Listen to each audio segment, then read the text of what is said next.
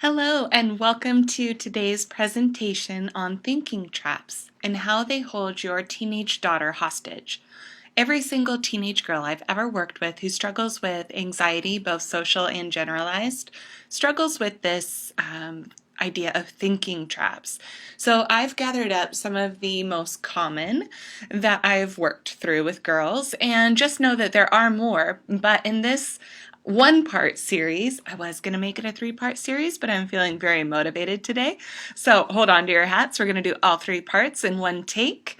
Today we're going to talk about 6 or 7. I can't remember to be exactly sure. We're going to take a look at the most popular thinking traps. And if I have a little bit of time later in the weekend, I might touch up on some of the others. But here we go. The first thinking trap I would like to talk to you about is what I call have-tos. Have-tos are traps that eliminate your choices altogether. They can be things like, I have to finish my homework, I have to clean my room, I have to go to school, I have to do the dishes.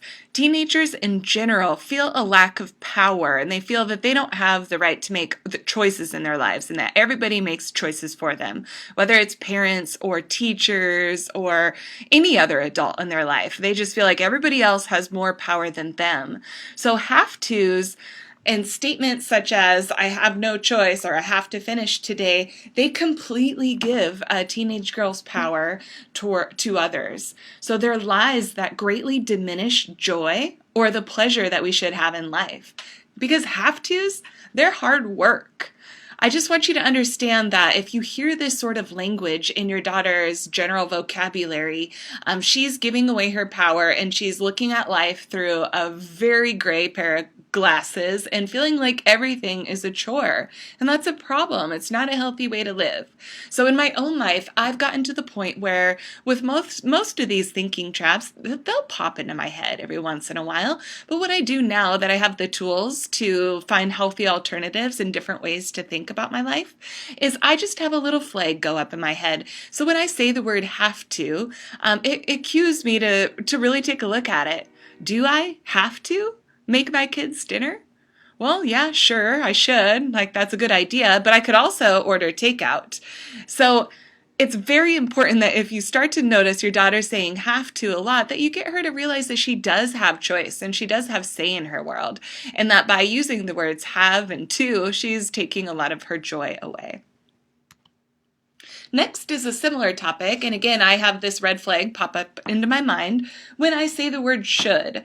Should statements sound like, I should be a better daughter, I should be smarter, I should be thinner, I should be prettier, I should be more attractive, I should be more successful, I should be more motivated, I should have more friends. Need I go on?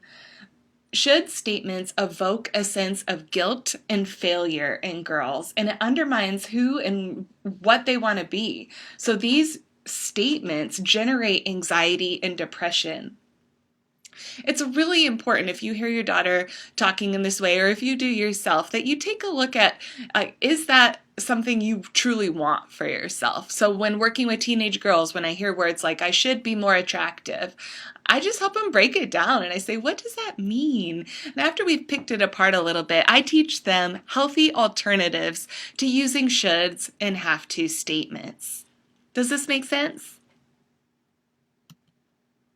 Cruising right through to part 2. We have mind reading. Mind reading is universal amongst girls who struggle with social anxiety.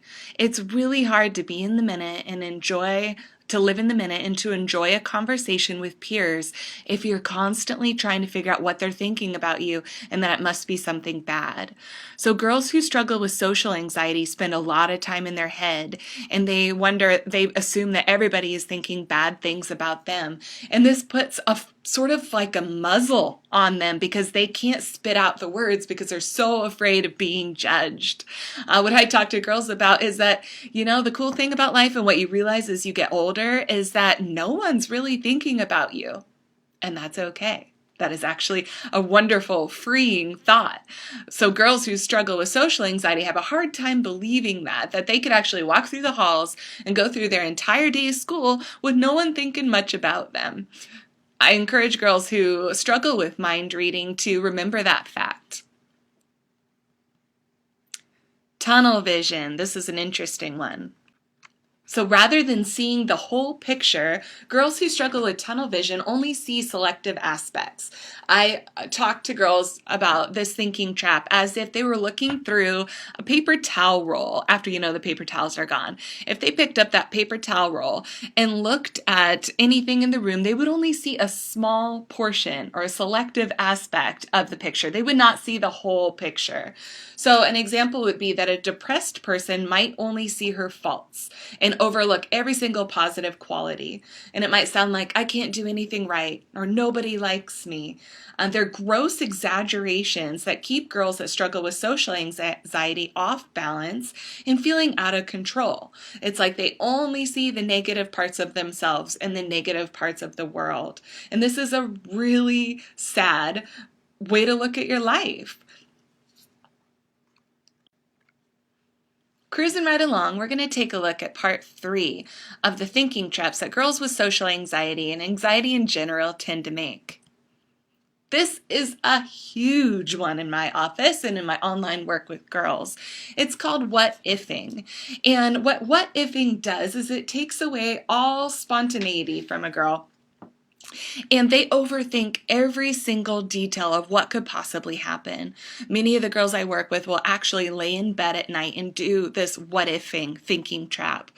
What if I don't pass my test? What if that means that I fail my math class? What if that means that I can't get into a good college? What if I can't get a job that pays my bills? My life is over. That's a common example. What ifing I like to explain as a downward spiral. Girls will start, maybe they're invited to a party and they might say, well, what if nobody talks to me? What if they don't really want me there?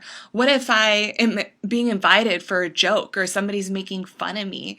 What if and the list keeps going. And what this downward spiral will do is crank up anxiety in girls until they're paralyzed with fear. Girls who what if will talk themselves out of every good thing that could possibly happen to them. What ifing is a huge problem. Try asking your daughter if she does it. Black and white thinking may be the last thinking trap that I'm going to cover today. Black and white thinking sounds like judgment. And this is very common in girls that struggle with social anxiety. This thinking trap might sound like, everybody at my school is lame. Nobody likes me. I'll never be happy. Life will always be depressing. Black and white thinking is impulsive thinking. When you're anxious or depressed, you become impatient. Sometimes something is either good or bad, positive or negative, always or never, but life isn't black and white. By eliminating gray, you eliminate a whole array of possibilities. So it's important when you hear black and white thinking coming out of your daughter's mouth to point it out. And if she says things like, I'll never be happy, you can counter and say, really? What about that time last weekend where we were laughing and having a good time while we were walking the dog? Remind her of the big picture. Don't let her get stuck in this black and white way of looking at her world. And you might hear things like, I'll never have friends. I'll never be good at this. I'll never, and the list goes on and on. Black and white thinking makes girls feel sad. Thanks for listening to me today. I have about 10 more, including catastrophic thinking, that I'm going to take some time to get to in this group. But for now, if you heard your girl in anything that I'm talking about today, sign up for a call. Go to coachforteens.com/apply and book a call with me next week. You'll be glad you did, because during the first week of April, I have a brand new group starting for teenage girls, and it's an 8-week course that will literally walk them through their anxiety to the point where you wouldn't even recognize the girl that comes out. She'll just be a brighter, shinier, happier version of the girl you know. So I can't wait to do this transformation for your daughter, and it will be an absolute joy to talk to you. Thank you.